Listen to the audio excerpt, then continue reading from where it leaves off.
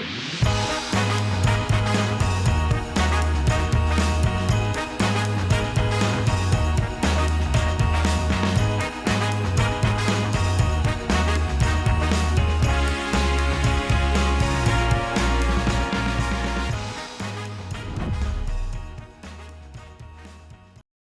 guys, welcome back to another episode of Straight Talk. In this episode, we're here at our Istanbul office with Cameron Deggin. Cameron, welcome. Hello there, Alaattin. How are you?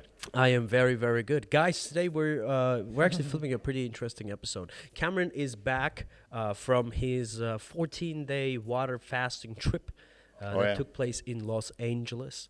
And he's going to explain us what water fasting is and what has he learned there, as he has been preaching us for the past 2 to 3 weeks about the things that he has learned about the longevity, about the blue zones, the plant-based diet, and etc. Everyone in the office are pretty knowledgeable right now about what they eat and everything. And this episode, we're going to play this by the ear. So we have no particular agenda. If we can somehow end this up with a good and valuable advice about Turkish real estate, I think that will be what our clients will be the best outcome. Yeah, that will be the best outcome. Otherwise, it's just going to be a casual podcast between me and Cameron. Yeah. That being said, Cameron, how was your trip? My trip was fantastic, and it was an eye-opener, to say the least. Now, interestingly, as Alaattin said, this particular episode doesn't really have a real estate angle.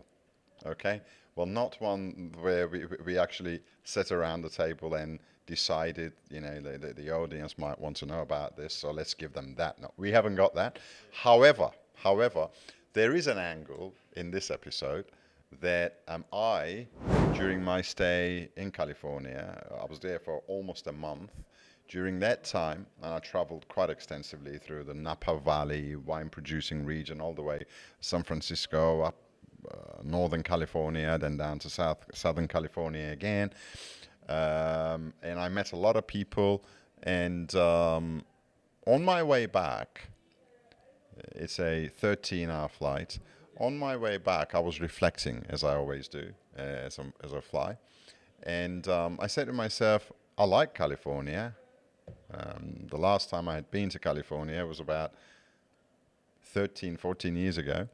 I like California, and I had a good experience. Certainly the water fasting was unbelievable, and I'm going to talk more about it. However, I noticed one thing, and that's that Turkey is indeed an amazing country. I noticed that. Is that what you have No, noticed? I'm serious, dude. In Los Angeles? I noticed that Turkey is an amazing country. Elaborate. Okay, I'm going to elaborate, but as an executive summary to that, what I will say is the fact that it isn't as robotic, and I'm going to use that word, I'm sorry, if you This is straight talk, man. if Go you ahead. shut coffee houses at 4 p.m. and you can't even wait for Cameron and his friend to finish the coffees they bought only 5 minutes ago, yet you have to kick them out at 4 p.m. sharp because the doors have to close. That's robotic. You never, ever gonna see anything like this anywhere in Turkey, even the remotest, smallest village or the busiest parts of Istanbul. You're drinking your coffee? Of course, finish your coffee. Enjoy your coffee, you leave when you leave. That's okay. We can pack up 10 minutes, 15 minutes, half an hour later. They kicked you out. Anywhere. They kicked us out 4 p.m. on the dot. During daytime. I was like, oh my God, we're just sitting here, we're still drinking. And, this is just one story, and many stories, many stories. Okay? But what I'm saying is, Turkey isn't quite the robotic West, but isn't quite the spiritual East. The spiritual East, or let's say problematic Middle East. It is problematic in most parts.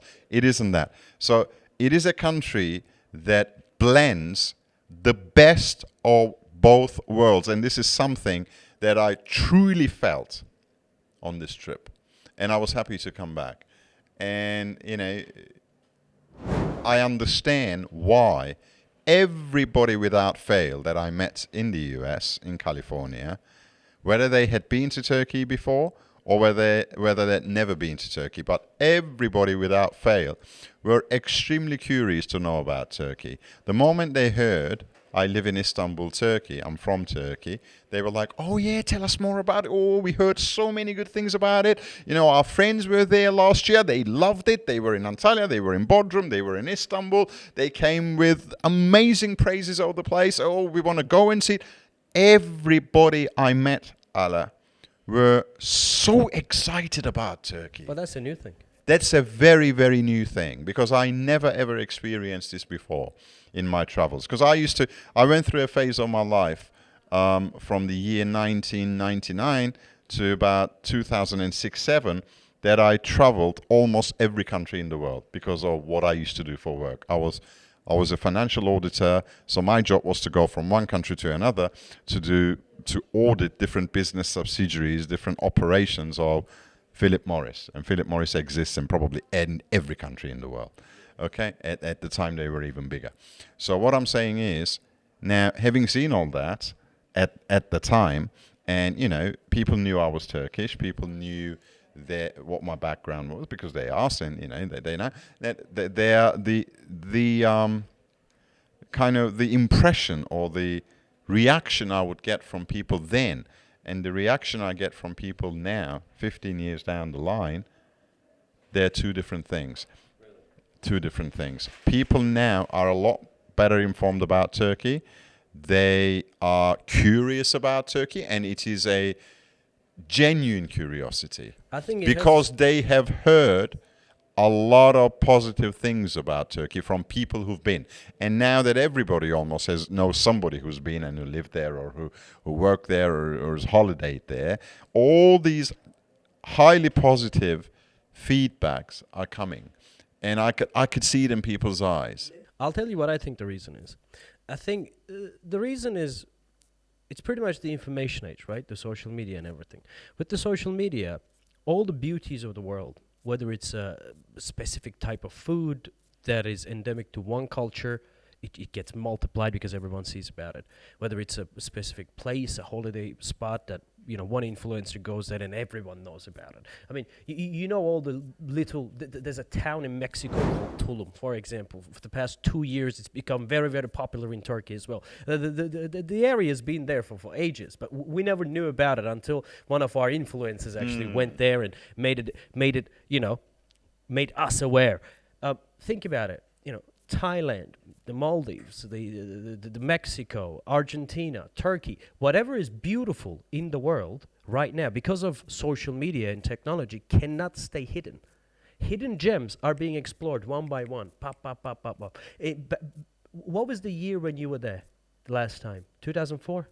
2004 or 5. 2004, 2005. 2004, 2005, the information source of people about Turkey was either the CNN or the NBC or the news channels, or this or that. The internet dominance was not there. 100%. Now that, look, Fethiye, Ölüdeniz, everyone knows about it now. Yeah. Istanbul, everyone knows about Istanbul. But do you know what, Alaattin? It's not just people seeing lovely and fancy pictures and thinking, oh, this is beautiful, I want to go and see it. It's positive experiences. Yeah, and it gets multiplied. You know, there's a genuine positive experience thing going on here.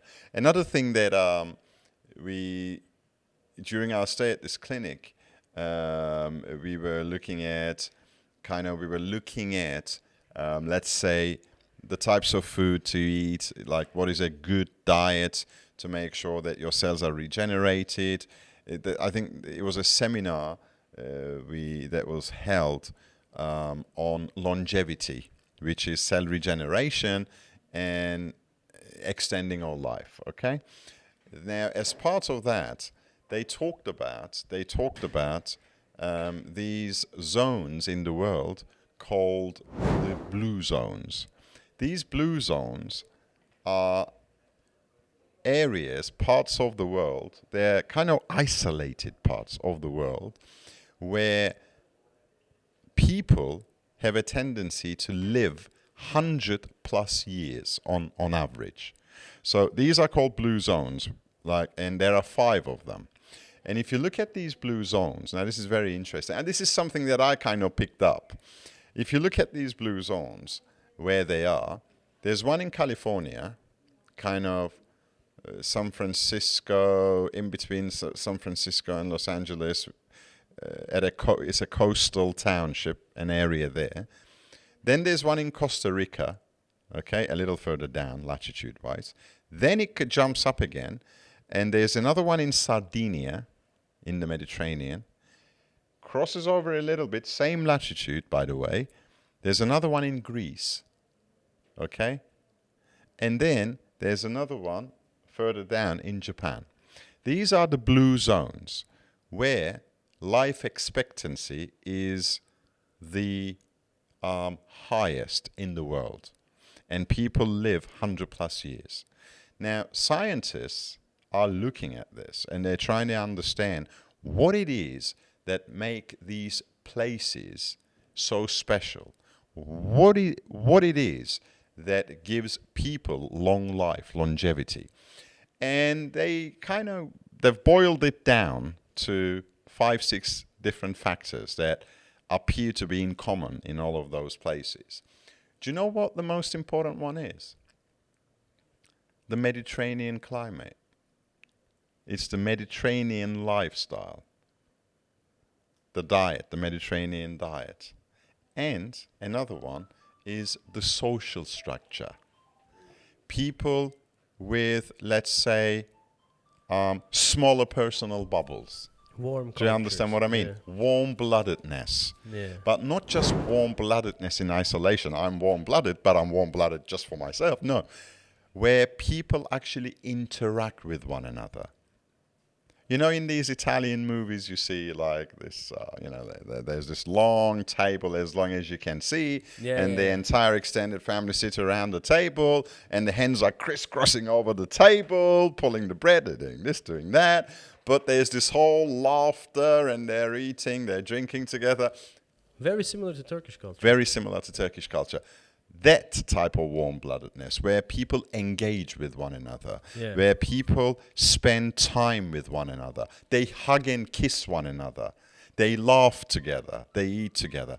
These appear to be the main ingredients in common in all of those 5 blue zones. Very and interesting. Another thing. We said that the information age and the social media has made unknown more known, and what was boutique have become mainstream. All the beauties and the good things around the world is now known by a lot of people. But think about this.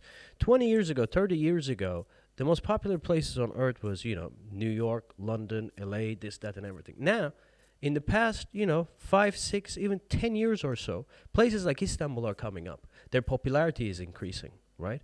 And hence my question. So think about the next 20 to 30 years from now, when more and more people discover what you have just talked about, the social structure, the warm-bloodedness, the cost of living, the center of the world location and everything. Where do you see Istanbul, and where do you see places like Turkey? Because the work and the money is all up in the air. It's all up in internet. The physical location becomes irrelevant now.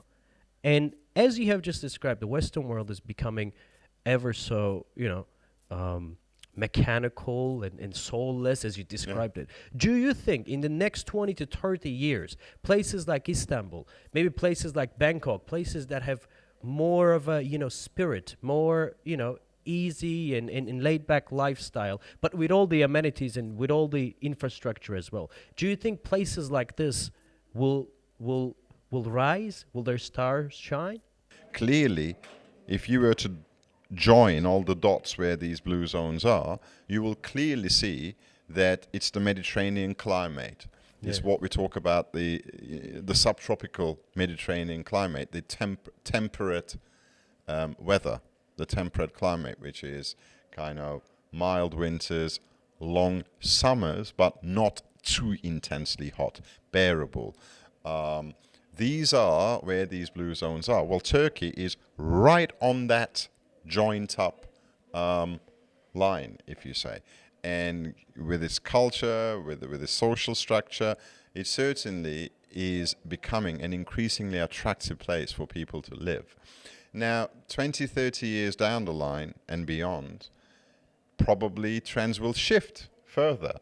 Maybe 40, 50 years down the line, some parts of Africa that today we could easily classify as no man's land could very well be the most attractive places for people to start building their homes and living, because things are changing. But what I see when I look at it holistically is that today and the next 10, 20 years, in my opinion, is the time of Turkey, is where smart money and smart lifestyle wants to move toward this kind of culture, this kind of setting, this kind of lifestyle, away from, let's say, the more developed, the more Western kind of lifestyle. And at the same time, since we are a real estate company, we're talking about the attraction and attraction of Turkish real estate. At the same time, Turkey always appealed to, and will most certainly always appeal to, the Eastern world. Because for the Eastern world, for most of the Eastern world, Istanbul is the capital. Istanbul is the capital. Certainly for the Middle East, Istanbul is the capital, and it is where it's where it has the authentic, the traditional values, without being overly conservative. It's liberal yet authentic and traditional at the same time. So kind of best of both worlds. And I think that is, and I think in one of our previous episodes we stressed this again, I think Turkey is indeed the best of both worlds in that regard. So if we look at some real estate predictions as to what's going to happen to Turkish real estate, at the end of the day, people watching us mainly are concerned about real estate. Their interest lies with the real estate investment side of things.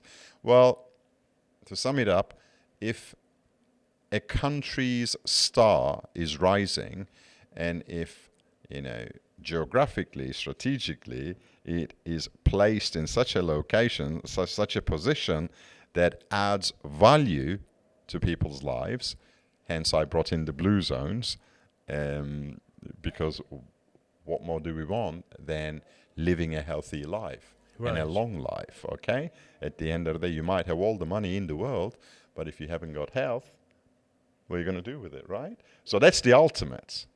As human beings, our ultimate desire is longevity and health. Right. Everything else is a bonus, because if you haven't got those two, nothing else makes sense. Of course. So what I'm saying is, things are moving in such a way in the world that countries like Turkey, and Turkey in particular, are so well positioned to give you those. Yeah. In an interesting way, to give you those. Because of the food you eat, because of the structure, the cultural, the social structure that you will find yourself embedded in when you live in Turkey. It's everything about it. Yeah. Right now, it is the time for this part of the world. Of course. And Turkey, Istanbul for sure, is without a doubt the capital of this part of the world. Mm-hmm.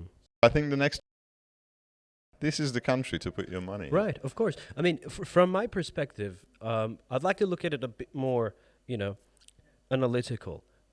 I understand that, Turkey is not as developed as the Western world, where our systems are not as mature, so are our institutions. Certainly, we do have a robust economy and a robust infrastructure and a, very long tradition of statehood and empires and everything. It's a pretty established state and an established country. But it doesn't have that, methodic and analytical, info processing institutions of,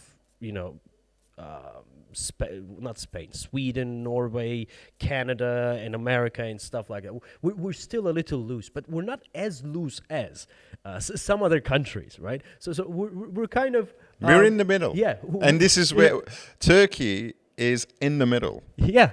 For everything. 100%. I mean, this is the role of Turkey. Yeah.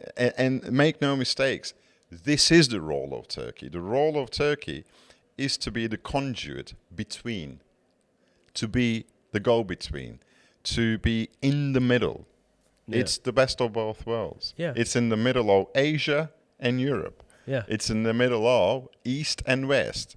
It's in the middle of climates, African climate, tropical climate, and subtropical climate. Right. It's in the middle geographically, politically, socially, culturally. It is a perfect blend of everything. You're right. I 100% And agree with it that. was always referred to, this land was always referred to as the cradle of civilization. Cameron Deggin, thank you very much. Thank you. It has been a lovely episode. We started with your trip to Los Angeles and longevity and health and everything and Turkey's importance down to we kind of finished it with an advice to our clients. Thank you very much. And Thanks a lot. My opinion is, and just like you said, as the money becomes decentralized, let's subsidize money with work or interest or whatever. You know, after the Industrial Revolution, you have seen that, you know, power or money or whatever you call it is being, you know, popped up in certain centers in London, in New York, in Paris, in here and there and there. Now that I see in the next 20 to 30 years, it is time for it to become decentralized again, as the money is up in the air on the internet, as the works become more and more digital, as people become unearthbound. How do you say that? Well, earthbound and uprooted. Uprooted. Uprooted is a negative, has a negative connotation. But as people become more free of, you know, sticking to one particular place, because as there is more interest and there's more people there, those places become more and more expensive, very hard to navigate and everything, and people are looking for alternatives. I think alternatives will win in the next 20 to 30 years, and I think Istanbul is a great alternative for places Not like just Istanbul, London. Alaattin. I mean, Turkey as in a general. whole. Yeah. I mean, when we tend to draw our attention too predominantly onto Istanbul, you know, it sounds almost as though Turkey is a city-state. Well, make no mistakes, Turkey is 80 million people, yeah. is 85 million. 85. Excluding Russia, it's the largest geography in entire Europe. Yeah. As a whole, is Yeah. larger than any other European Yeah. country. Yeah, definitely. Turkey is a sizable country, and Istanbul is not the only place in Turkey. I think But it is the heart of Turkey for sure. the 19th century, the end of 19th century, the 20th century was the century of the West, and what is coming now, the 21st century and everything, I think that's going to be the, you know, century of alternatives. Places that can present an alternative to the Western world with the mix that you just talked about, with the cultural touch as well, not just money, because you can only have so much money. If you lose your soul for that, you know, where's the idea? Nice way of putting it. So I think Turkey's star will shine. And thank you very much. Thank you. All right, guys, thank you very much for watching Straight Talk. With this WhatsApp number, you can reach out to us if you have any questions. Please comment them down below. Like the video and share it with your friends and family. Thank you very much. Fantastic. For watching. See you next. Thanks a lot.